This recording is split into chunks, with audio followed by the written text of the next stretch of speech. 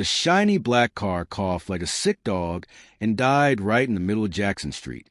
Imani heard it before she saw it.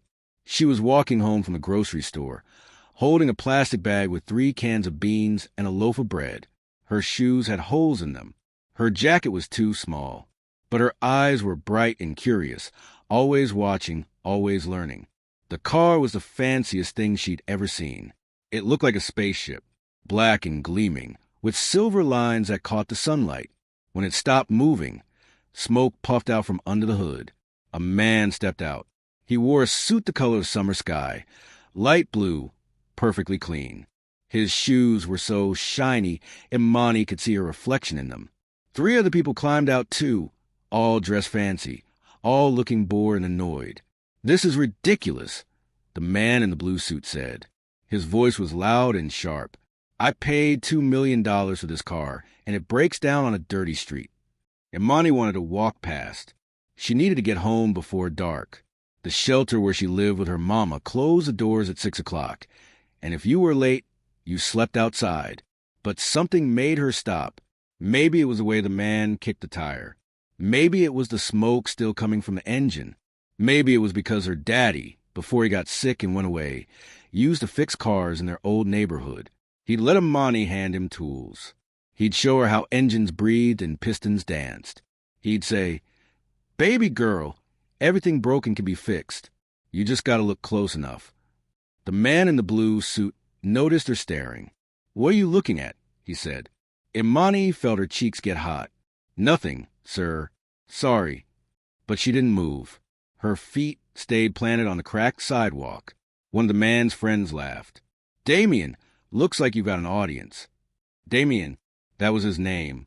He turned to look at Imani properly now. His eyes traveled from her torn jacket to her plastic grocery bag to her shoes with the holes. A mean smile spread across his face. "Hey, kid," Damien said, "you know anything about cars?" Imani's heart started beating fast. "A little. My daddy taught me some things." "Your daddy, huh?" Damien's smile got bigger. His friend started laughing. "Tell you what, I'll make you a deal. A bet." He pulled out his phone, and one of his friends did too. They were going to record this. Imani felt something cold settle in her stomach.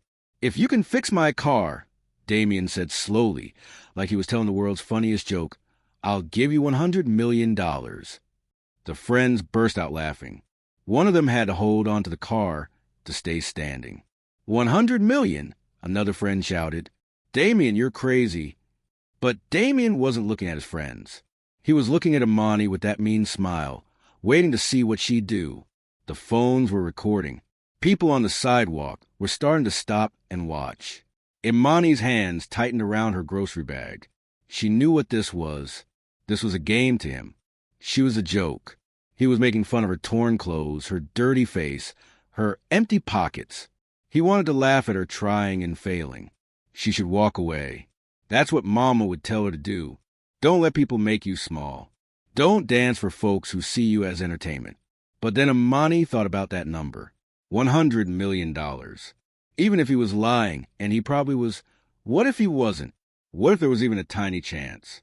$100 million could buy Mama a house, could get them out of the shelter, could pay for medicine and food, and new shoes without holes, could bring back the smile Mama used to have before Daddy left. "Okay," Imani heard herself say. Her voice was small but steady. "I'll try." The crowd gasped. More phones came out. People were calling their friends.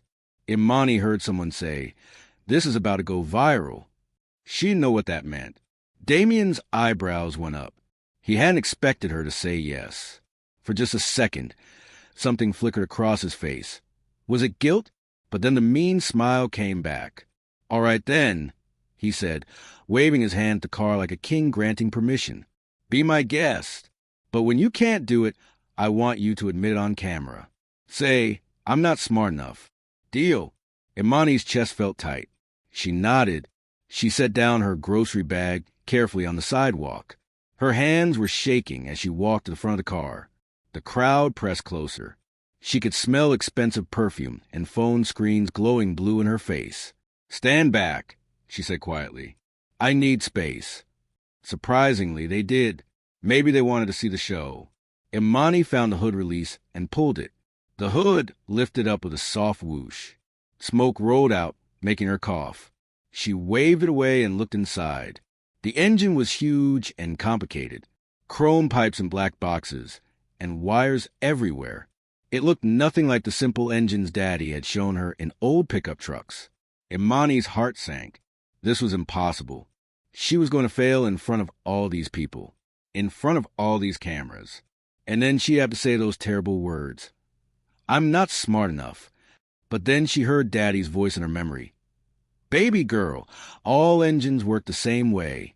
They breathe air, they eat fuel, they make fire, they push pistons. Find what's stopping that dance. Imani took a deep breath. She looked close. The smoke was coming from the left side. She traced the pipes with her eyes. Air filter, fuel line, coolant tank. There, a rubber hose had come loose from a metal clamp. It was hanging free, and hot coolant was dripping onto the engine block, making steam. She looked around. She needed something thin and strong to push the clamp back together. Her hands went to her hair. She pulled out the bobby pin, holding her braids back. The crowd murmured. What was she doing? Imani bent the bobby pin straight. Then she reached into the hot engine, trying not to touch the burning hot parts. Her fingers found the clamp. It was spring-loaded. She wedged the bobby pin tip into the tiny space and pushed. Click. The clamp snapped shut around the hose. Imani stepped back. Her hands were shaking harder now. Her fingers had a small burn mark. Try it now, she said. Damien stared at her. His face had gone pale. His friends had stopped laughing. What? He said. Try starting the car. Imani repeated, louder this time. The crowd was silent. Phones were still recording, but nobody made a sound. Damien walked to the driver's door like a man walking to his own punishment. He sat down. He turned the key. The engine roared to life. Perfect. Strong. Purring like a satisfied cat. The crowd exploded.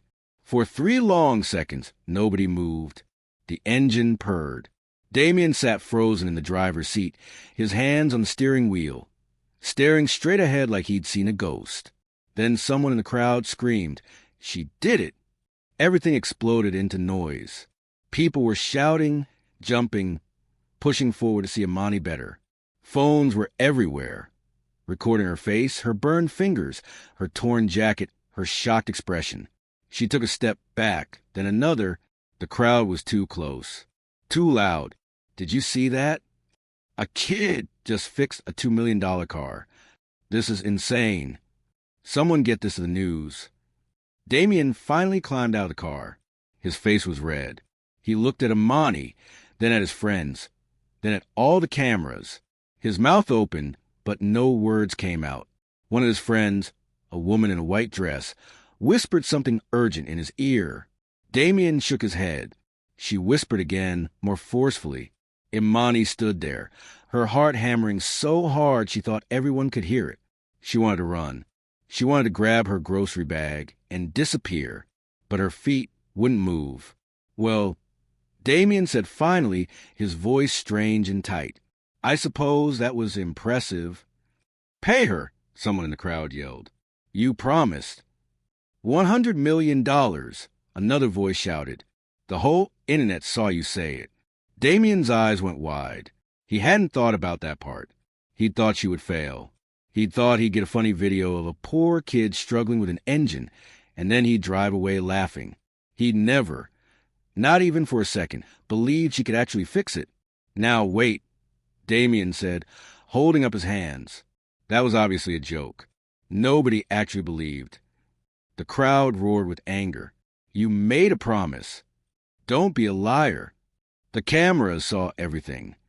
Imani felt dizzy. This was too much. Too many people. Too much noise. She just wanted to go home to Mama. She wanted to eat her beans and bread. She wanted this day to be over. I need to go, she said, but her voice was so small that nobody heard her. She bent down to pick up her grocery bag. One of the cans had rolled away. A stranger picked it up and handed it to her, and for just a moment, Imani saw kindness in the stranger's eyes. "You're amazing, kid," the stranger said. "Don't let him forget what he promised." Then Imani pushed through the crowd and ran. Behind her, she could hear Damien arguing with people, his voice getting higher and more desperate. She could hear his friends telling everyone to calm down, to be reasonable, that it was all just fun and games. But Imani kept running until her lungs burned and her legs ached. She didn't stop until she reached the shelter, an old gray building with bars on the windows and a sign that said Hope House in faded letters. Mama was waiting by the door, her face tight with worry. "Where have you been?" Mama asked, pulling Imani inside. "You're almost late." "I was about to." She stopped. She saw Imani's face, pale and scared. "Baby, what happened?" Imani opened her mouth to explain, but she didn't know where to start. A fancy car, a mean man, a impossible bet, an engine that she somehow fixed with bobby pin. "I don't know, Mama," Imani whispered. "I think I did something bad." That night, while Imani and her mama ate their beans and bread in the crowded shelter cafeteria, something was happening in the world outside. The video had already been posted online. Damien's friend had uploaded it while they were still standing on Jackson Street. The title said, "Billionaire's $100 million BT. Poor girl shocks everyone." In 1 hour, 3,000 people watched it. In 2 hours, 50,000. By the time Imani fell asleep on her thin shelter mattress, 3 million people had seen her face. They'd seen her torn jacket and her scared eyes and her brilliant, impossible fix. The comments were wild. "This girl is a genius." "Damien Caldwell better pay up or he's canceled." "I'm crying. She's so brave. That man is disgusting for making fun of her. Find this girl and give her a scholarship. Where's our $100 million, Damien?" But not all the comments were kind. Some people said terrible things. They said Imani must have cheated somehow. They said the whole thing was fake. They said she was probably a thief who'd be in jail soon anyway. And some comments were scary in a different way. People were trying to figure out who she was, where she lived, what shelter she stayed at. "I think I saw her before on 5th Street. One comment said. "She looks like she goes to Martin Luther King Elementary," said another. "Pretty sure that Hope House shelter in the background of another video someone posted." By morning, everything had changed. Imani woke up to the sound of shouting outside. She climbed out of bed and looked through the barred window. Her breath caught in her throat. There were people everywhere. News vans with satellite dishes. Reporters with microphones. Crowds of strangers with signs that said, "Pay Imani and justice to the CAR girl." "What's happening?" Imani whispered. Mama came to stand beside her. Her face was pale with fear. "You're on the television, baby. You're on every channel. The whole country is talking about you." Mrs. Rodriguez, who ran the shelter, knocked on their door. She looked scared, too. "We have a problem," Mrs. Rodriguez said. "The reporters know Imani is here. They're demanding to talk to her. Some of them are offering money for interviews. And..." She paused, her voice dropping lower. "Some people out there don't look friendly. I think we need to call the police." Imani felt her stomach twist into knots. This was her fault. She brought danger to the shelter, to Mama, to all the families who lived here, and just wanted to be safe and invisible. "I'm sorry," Imani said, tears starting to fall. "I'm so sorry." Mama pulled her close. "Hush now. You didn't do anything wrong. You were brave and smart. This is not your fault." But it felt like her fault. Downstairs, the shelter phone wouldn't stop ringing. Reporters, lawyers, people claiming to be Imani's long-lost relatives. Everyone wanted a piece of the story. Everyone wanted to use the poor little girl who'd fixed the billionaire's car. And somewhere across the city, in a tall building made of glass and steel, Damien Caldwell sat in his office and watched his entire life fall apart. His social media accounts were flooded with angry messages. His company stock was dropping. The news was calling him cruel and heartless. His own mother had called him disappointed and ashamed. "You made a promise to a child," his mother had said, her voice cold. "On camera, in front of the world. What were you thinking?" Damien put his head in his hands. He hadn't been thinking. That was the problem. He'd seen a poor kid and thought she'd be an easy joke. He'd never imagined she could actually fix his car. He'd never imagined millions of people would see it. He'd never imagined the whole thing would explode in his face like this. His lawyer sat across from him, shuffling papers. Technically, you don't have to pay her anything. It was clearly a joke. No reasonable person would think. I don't care about technically, Damien interrupted. His voice was tired. Tell me what happens if I don't pay her. The lawyer sighed.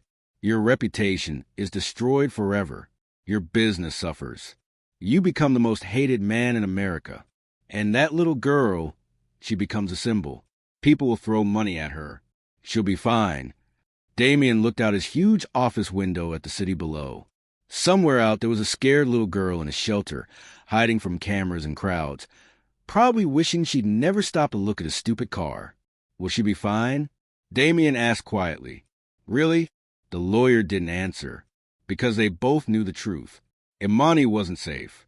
Fame was dangerous, especially for someone with no protection, no money, no way to escape it. She was like a butterfly pinned to a board.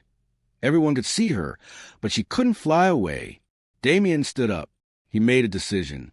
Get the car ready, he said. I need to go to Hope House Shelter. The lawyer looked shocked. That's a terrible idea. The press is... I don't care, Damien said. I started this mess. I need to fix it. And for the first time in his privileged, easy life, Damien Caldwell understood something important. Fixing a car was simple.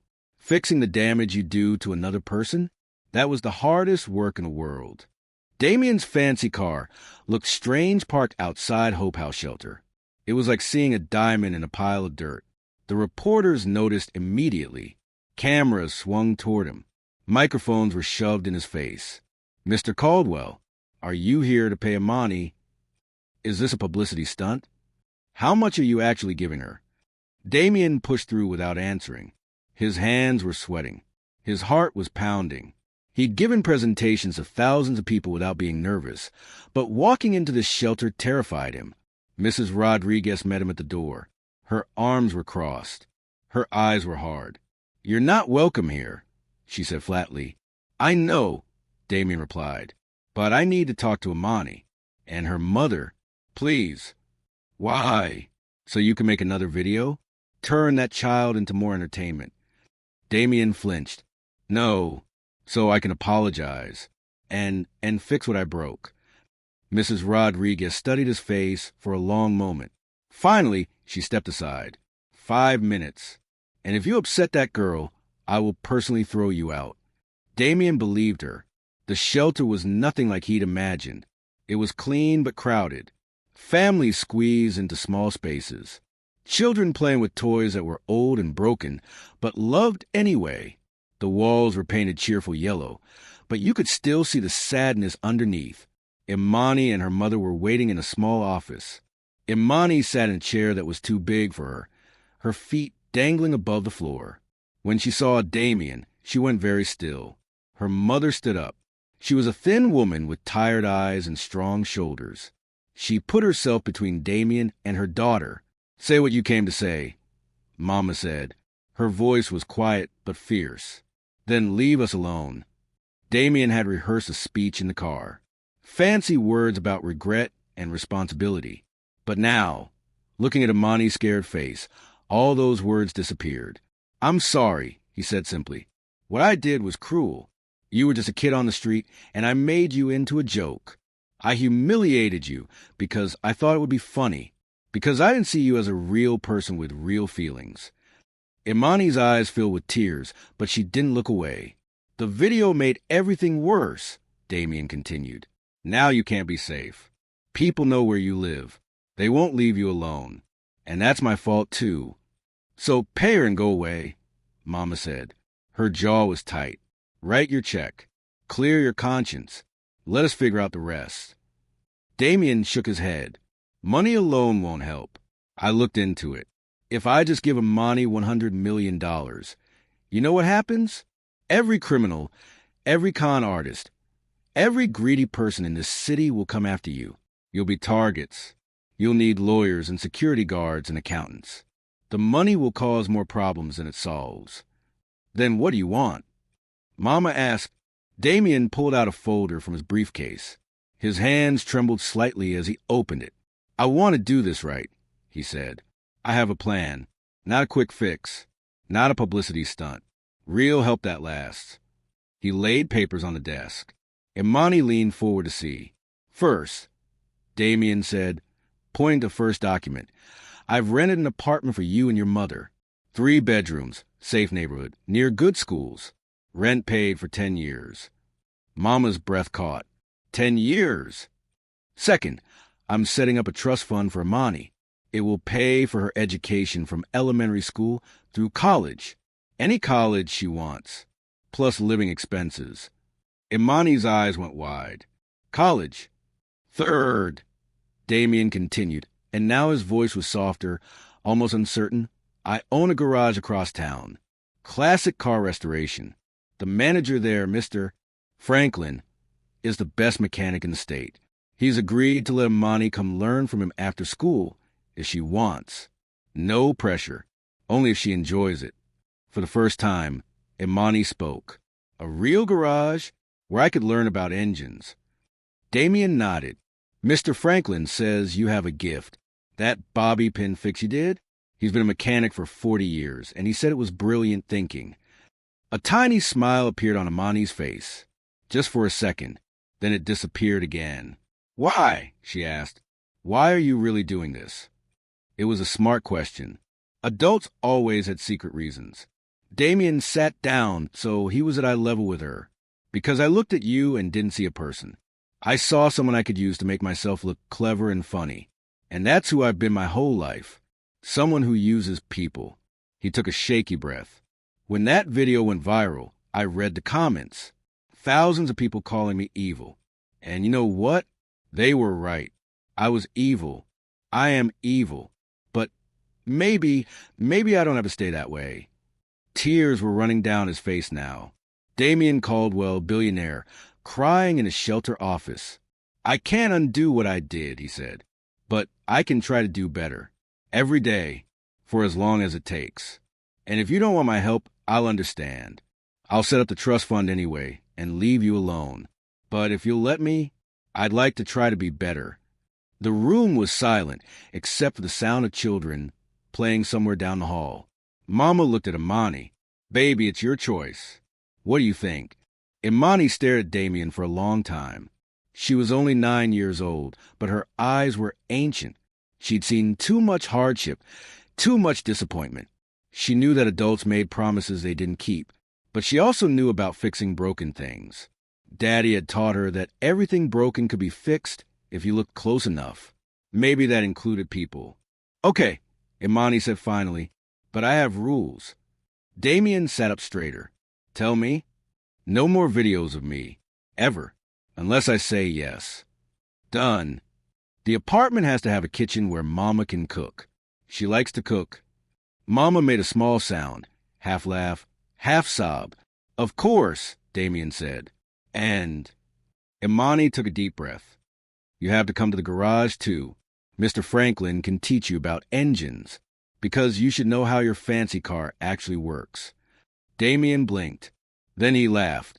A real laugh, not the mean one from before. Deal. I definitely need to learn that.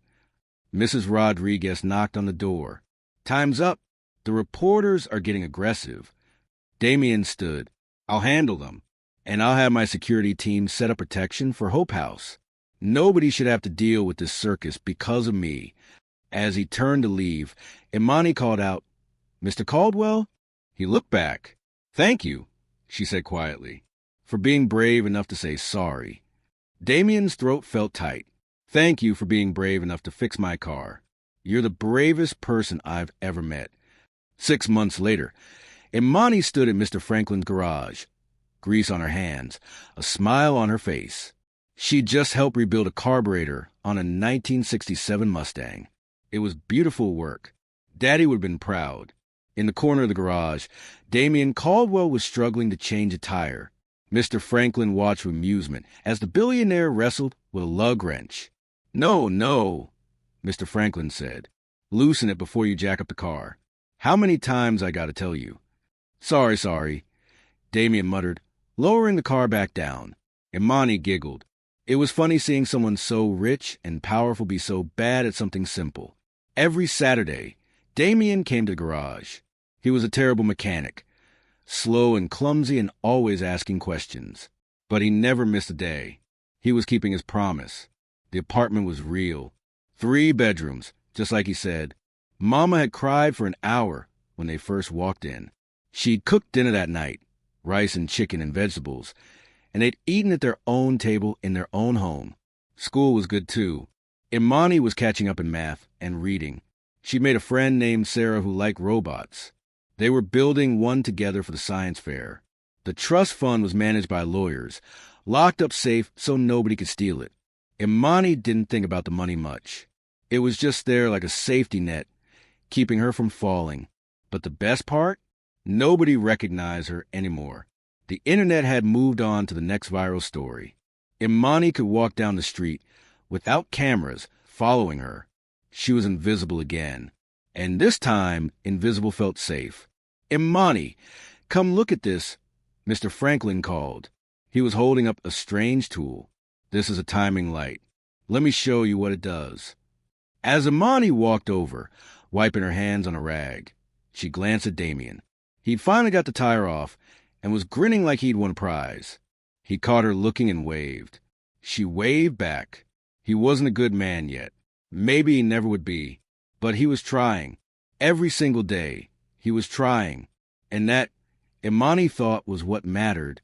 Daddy used to say that everything broken could be fixed. Cars, engines, hearts, people.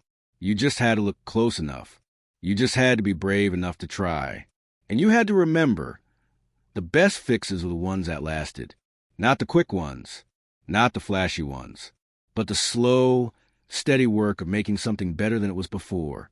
Imani smiled and turned back to the engine. She had work to do.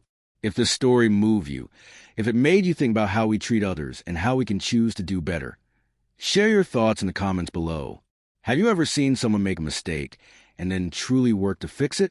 Have you ever been the one who needed to make things right? Like this video if Imani's courage and Damien's transformation touched your heart. Subscribe to follow more stories about ordinary people doing extraordinary things, about mistakes that become lessons, and about the power of choosing kindness over cruelty. And remember, we're all broken in some way. But like Imani taught us, everything broken can be fixed if we're brave enough to try. What will you choose to fix today? Share this story with someone who needs to remember that change is possible, that apologies matter, and that the hardest repairs are always worth it.